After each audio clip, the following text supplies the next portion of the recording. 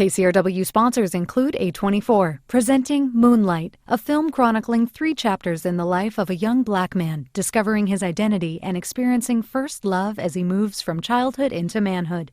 In theaters now.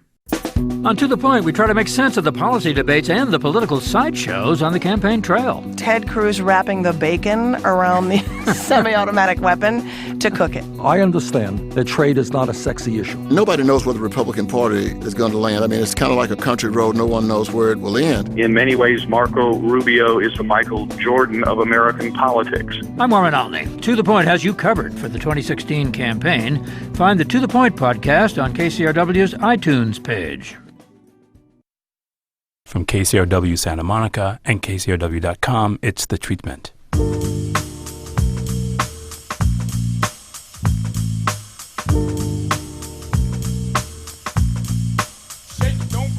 Welcome to The Treatment. I'm Elvis Mitchell. One of the things I like so much about my guest, Randall Park, is that he has a facility for conveying character through voice. If you've seen him do Danny Chung on Veep, you know who Danny is from the minute he opens his mouth. And if you've seen his newest venture, Louis, where he plays the dad on Fresh Off the Boat, you know that guy as soon as he speaks as well. Randall, first of all, thanks so much for being here. It's an honor to be here. I'm a big fan of The Treatment. You're the one, so it's nice to have you here. We'll get this out of the way now. But talk to me about, because so much of the stuff you've done, I think about just seeing you this summer in Trainwreck, or a lot of the way you approach character is through voice and through the way people sometimes really want to be heard. And that character in Trainwreck is just kind of like trying to keep his job, not saying a whole lot. But I mean, that kind of articulation shows that you're really a listener to people. Yeah, for sure. I never really thought of that as far as how I use my voice. It just kind of happens when I play the character, But I've always been told that I have an interesting voice. It's both deep and very high at the same time. And I don't know if that has anything to do with it, but that's, I guess it is a big part of how these characters come off. Because we were talking before we got started, and we can still talk about it here as far as I'm concerned, is hip-hop, and Fresh Off the Boat being the story of Eddie Huang, his memoir turned into a sitcom. That character, I mean, the idea of coming to a new city, and the thing that really sort of keeps you centered is, as a little kid, trying to be a man. Yeah. And that cartoonish idea of being a man that comes from hip-hop. Yes, for sure. And if you read the memoir, I mean, Louis is kind of OG in his way anyway. That's right. I mean, the character in the show is different. Yes. But one thing when I read the memoir and with the show is I really identify with Eddie as far as my own upbringing. I grew up not too far from. I grew up in West LA, right near here. Okay. I went to Hamilton High School, right near. Right near the studio. And hip hop was such a big part of my upbringing, and definitely a way to kind of create this or identify with this kind of sense of what it means to be a man. Same thing with the WWF. These were things that I grew up, and sure, they were at times cartoonish, but they definitely, I was addicted to those things growing up. Well, gee, Randall, I'd never say cartoonish to your face. But one of the things that we're talking about hip-hop in so many different ways. I mean, you think about all those voices coming out of hip-hop. Yeah. The difference, between DJ Quick or Tribe Called Quest or NWA or Nas. I mean, everybody was different, And, that's right. Raz Kaz, all these guys who... Raz Kaz, wow, you just went deep. See? I'm not playing here. But, Carson,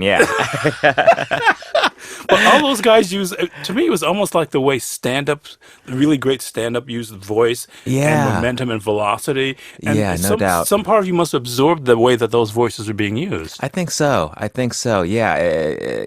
Kind of like what you were saying earlier. It's like as soon as you hear their voice, you kind of have a sense of what they represent, And I mean, as soon as you hear Chuck D, it's like what he stands for and who he is and how powerful a presence he is, and I guess those things must have just kind of seeped into me, I guess, in terms of how I act in different roles.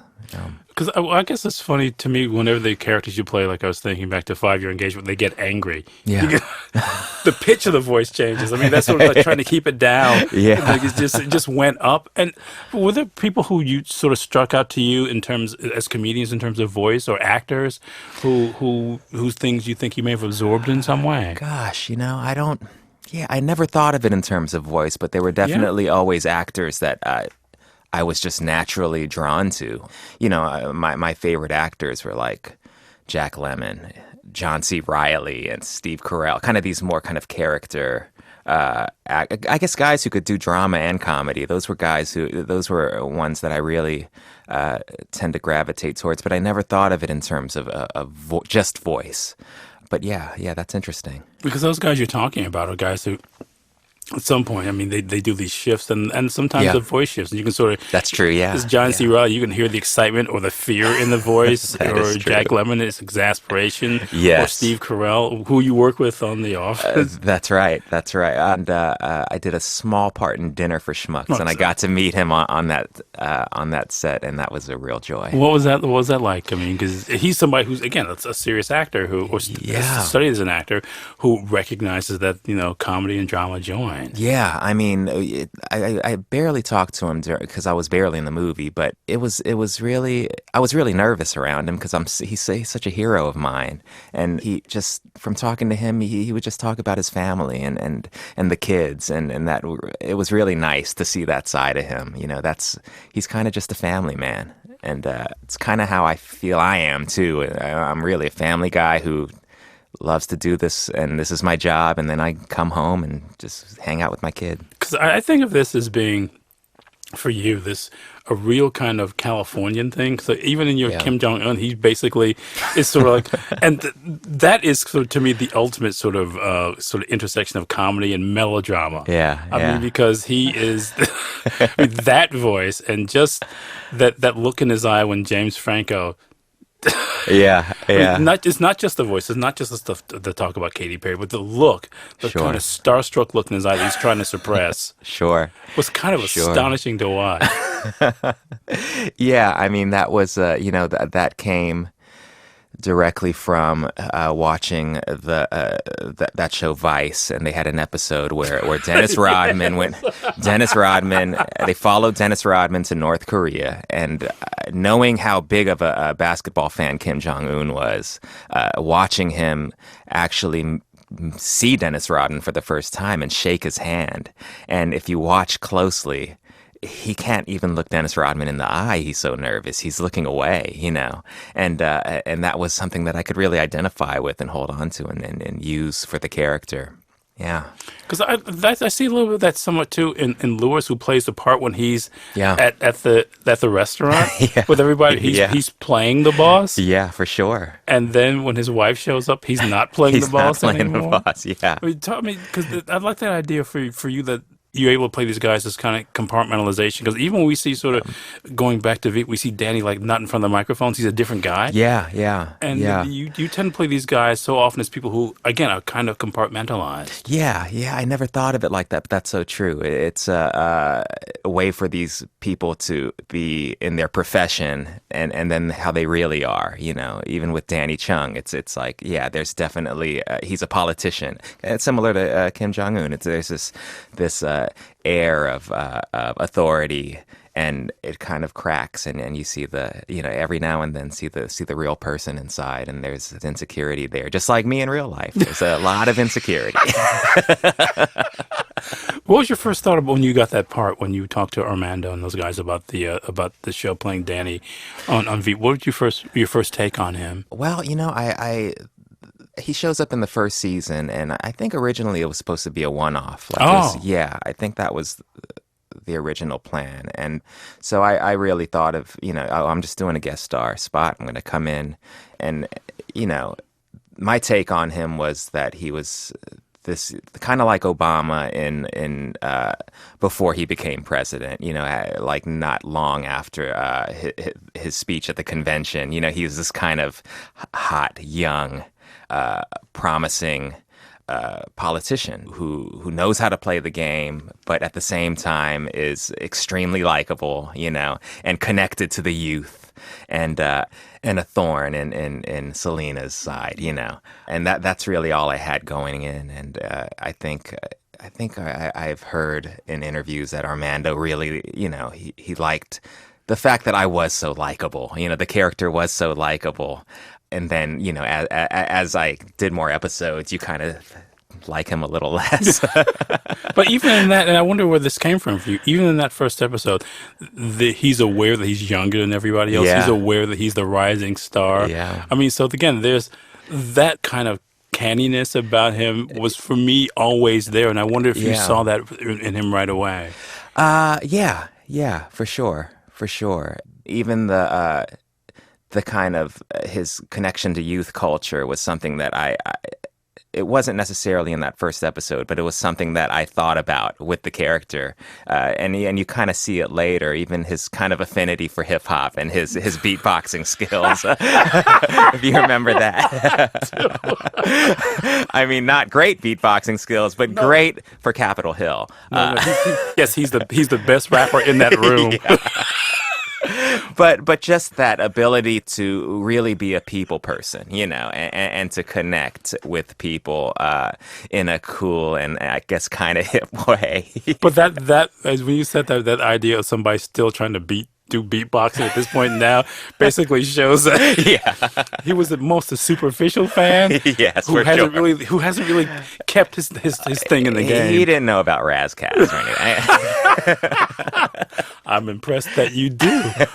Well, let's talk about Louis a little bit. How did you, when you first read the memoir fresh off the boat, what did you think of him? Because as you're saying, he's a different guy. In that. I got him. I got him when I read it about the real Louis, and I met the real Louis. Oh, did you? Yeah, I met the real Louis. I think it was once we got picked up to series after we shot the pilot, we got picked up to series. We hadn't shot a single episode of the season yet outside of the pilot. Me and Constance Wu, who plays Jessica, and our producers flew to Orlando to meet the actual family. And when meeting Louis and knowing about him in the book, it was fascinating. He's a real complex guy, but also a really, really just personable person. He took us on a tour of Orlando and showed us the old Cattleman's Ranch, which is now a Hooters. No, really? Yeah. And just seeing all these people kind of come out the woodwork while we were standing in front of this Hooters, and from neighboring businesses, and shaking his hand, and just seeing, wow, this guy is really a man of the people, And obviously from reading the book, at home he's a little different, or he was a little different, at least while Eddie was growing up. But that was something that I really held on to when approaching this character. I mean, this guy, he is a man of the people, I guess like Chung too, there's that sense that people like him, even though inside there's a lot more going on. But the way you play him, and this relates to these other characters we were talking about here, we can get a sense that Louis is kind of inventing himself as he goes along. Yeah. Which I like, that's showing that side of it. Yeah. He's really just trying to figure it all out. I mean, ultimately, it comes from love. Yeah, ultimately, he loves his family, and that's the main thing. More than anything, he loves his family. So he wants this journey to Orlando to be a positive one for everybody, because he was the impetus for it. He's the reason why the whole family had to move from Washington, D.C. and the comforts of home and Chinatown. He's opening up this restaurant in Orlando, so he has to take everybody with him. And I think when he sees everybody kind of struggling, he feels like he has to kind of put on this air of, no, it's great, everything's great, in the face of his family struggling. And also the worry of being a small business owner, and also an immigrant small business owner. And one of the only people of color in that neighborhood. In the whole neighborhood, and each of the members of the family kind of adjust their own way. But I think Louis's way is to really, put on that air of, no, this is great. We're getting along with everybody, and we're going to succeed. We'll take a break. I'll continue to pretend like I know what I'm doing. My guest is Randall Park, whose newest work, he's starring as Louis in the show, fresh off the boat on ABC. It's The Treatment. There's more to come. Stay with us.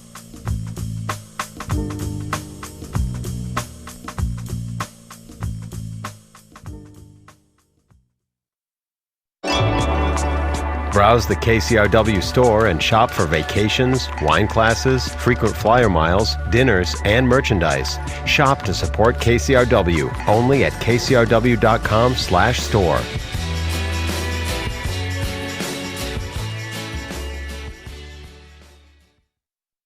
Welcome back. I'm figuring what to ask my guest, Randall Park. Is The Treatment. We know him now from his latest role as Louis on Fresh Off the Boat. And we're saying, so what is the first thing you do when you take on a character?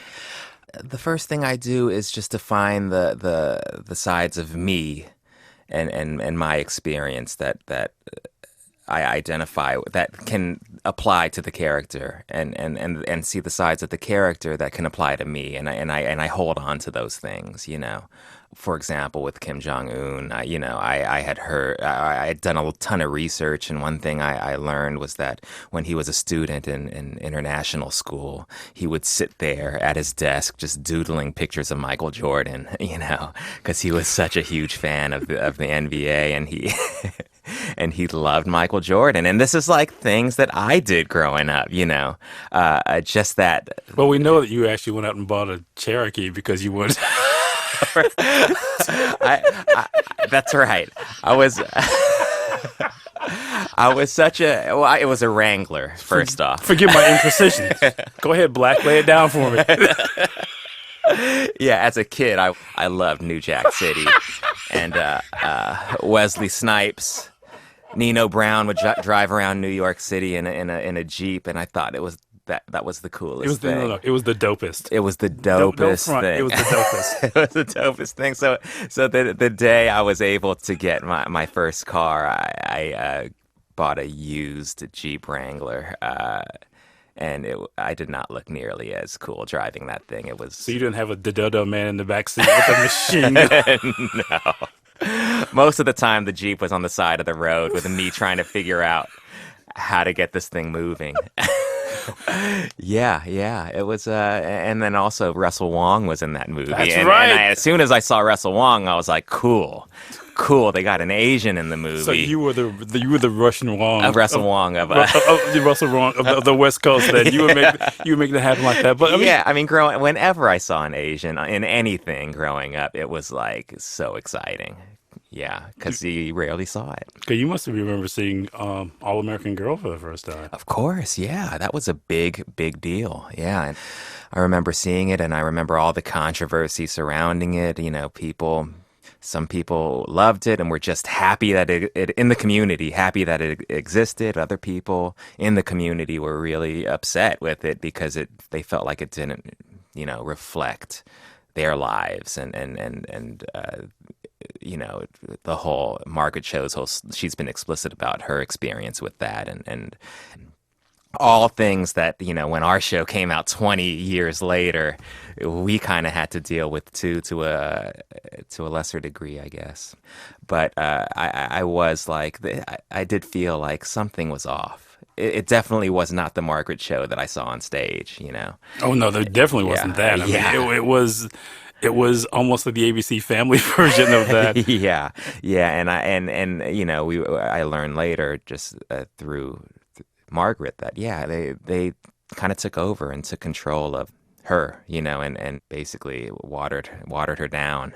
So it was disappointing that it only lasted a season. So, but now you got an experience where you got Melvin Marr, who's on the show, and Natasha Khan. You're surrounded by people who have an experience similar to yours. Yes. So you're not like Margaret, who had to basically fight that battle by herself. Yeah.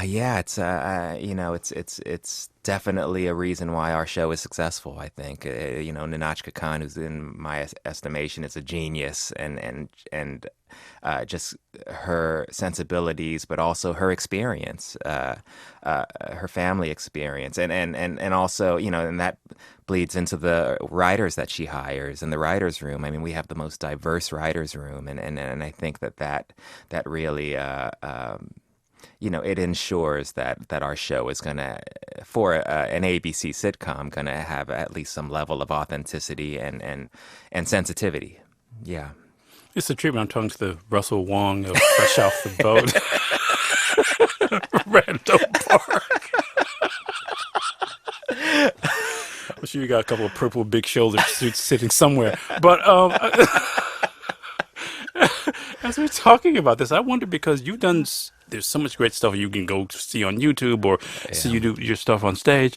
If you were a little bit nervous about doing TV for some of these things we're talking about, that things do get hemmed in, and you've got to work with Seth and Evan, and with the director of 5 Year Engagement, who put you in front of those guys when.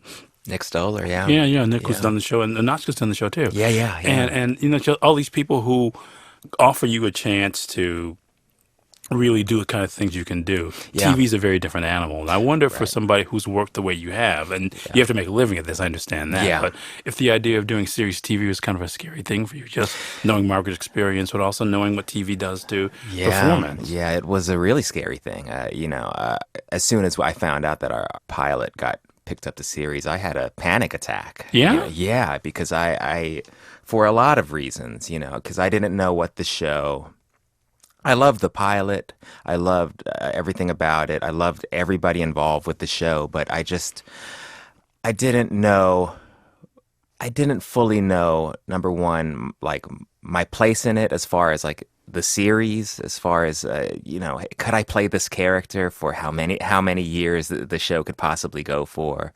Could I keep, because I was so, like you said, I was so used to kind of doing these one-offs and doing these, on top of that, just the I'm a Korean American actor playing the role of a Taiwanese Chinese character, and I felt weird about that, because we're so used to Asian characters being whitewashed, and that's such a big issue in our community. Like, gosh, why is Emma Stone playing a character with the last name Ang, or Ng, things like that. But and to me, it was like, well, was it any different for a Korean American actor to be playing Louis Huang? So those were issues for me that I had early on, and things that I had to work through. For sure, and get myself to a place where, okay, once we start shooting, I have to love this character. I have to love what I'm doing. I have to feel good about it. And I got myself to that place, and now I really love Louis. I love playing him. I'm having so much fun.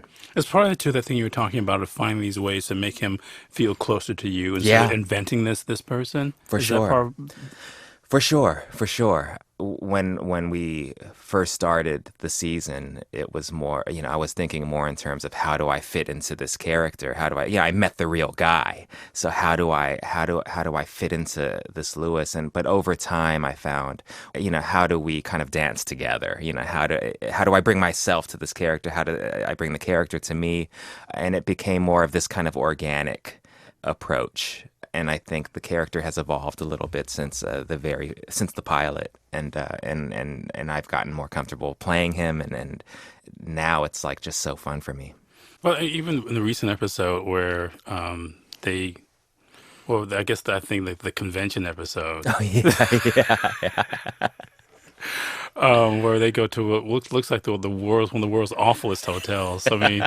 And that spot, which is basically just a bunch of guys sitting in what looks like a waiting pool with a motorboat engine drinking beer. Exactly. But still, there's this presentational aspect to him. And I just wonder, part of this for you, being so aware of a person of color, as you're saying, being a Korean American, and then all the issues that come not wanting to be whitewashed. Yeah. The idea of playing somebody who is playing something becomes a way that you made him feel closer to you. I think so for sure. It's definitely something I identify with. I think a lot of people at work, I mean, I am a positive person for sure, and I think playing Louis has helped me become even more positive. But definitely when I'm at work, I am really a lot more of a social person, and a lot more, I love hanging out with the crew. I love just being kind of a man of the people at work, But when I'm at home, I'm just like, A lot more private. Yeah? A lot more private. You know, I'm not like a big social media guy. I'm not, you know, it's hard for me to think of myself on that, you know, social kind of level when I'm not at work. You know, I'm a lot more shy just by nature. You So know? what's the idea of playing these guys who use these voices Yeah. and put on these characters and Yeah. and become these other people? Yeah. Where does that come from for you? I don't know. I think it's what drew me to acting to begin with. I think because I am kind of by nature more of an introvert and more shy. You know, the first time I ever set foot on a stage and started saying lines, it was like so freeing for me. What was the first thing you did? It was when I was in college at UCLA. Not far from here. Not far. I have not left LA. But I kind of I discovered the theater through writing, through writing plays. Oh. Yeah, and that was what I kind of wanted to do, was write plays. But and me and a group of friends at UCLA, we were all playwrights, and we wanted to see our plays perform. So we decided to form this theater group, and we casted the plays. But there were always these little parts that needed to be filled, and we kind of just filled them ourselves. And it was there that I kind of first acted on stage. Are you still writing plays? No. Wow. I've been writing. I've been writing a lot of stuff for the web and making stuff, but then also I've been writing more features lately and trying my hand at pilots and stuff like that. Well, I wonder, because I guess that you would describe this play, it sounds a little bit like Our Town. Mm-hmm. You've got a narrator, but Yeah. I just wondered if there was a model that you followed as a playwright. If there are playwrights whose work that you really at that time, I don't even know if I had read a play in my life at that time. Yeah, Have you been to plays though? I had been to a few, but you know, not. None of us knew what we were doing. You know? We had no idea what we were doing, acting wise or writing wise. We literally just kind of fell into it, and since I've seen and read plenty of plays, of course, but at that time we were doing everything blind, and I think that was a part of it too. What made it so exhilarating, we had no idea what we were doing, and we were making up the rules as we were going along, and putting on that air that we, you know, that we belong there, even though we probably didn't, you know. But it was just so fun and freeing. And did your family come to see you in the play?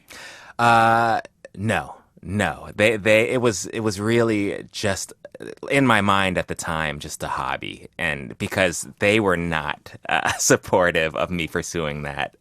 They wanted me to go those traditional routes that a lot of immigrant parents want for their kids. You know, they come to this country, they sacrifice everything for their kids to become successful, you know, as a doctor or a lawyer, these kind of safer routes. And that was probably what they thought I was doing, when instead I was writing these really ridiculous plays and acting in them. So do they watch the show? Yeah, they love it. They love it. Yeah, they really love it. It's pretty great, because I feel like finally, after, I don't know, 20-something years since that first play that I did, it's like they're really on board with me being an actor. A scant 2 decades and another century later, not you're making money with it. It's okay. Yeah, exactly. Well, our time, Randall, you got to come back. This has been so great having you here. Elvis, seriously, it's been an absolute pleasure. No, completely my pleasure. My guest, again, the Russell Huang of television. I just love saying that, because we're the only 2 people here who know who this guy is. Randall Park, who's currently starring in Fresh Off the Boat on ABC, a recording engineer at NPR West, who I'm sure has no idea what we're talking about, is Patrick Murphy. The show is mixed by Kat Yor. It's edited by my associate producer, Blake Veit. I'm going to get my new jack on. It's the treatment. Shout out to Razkaz.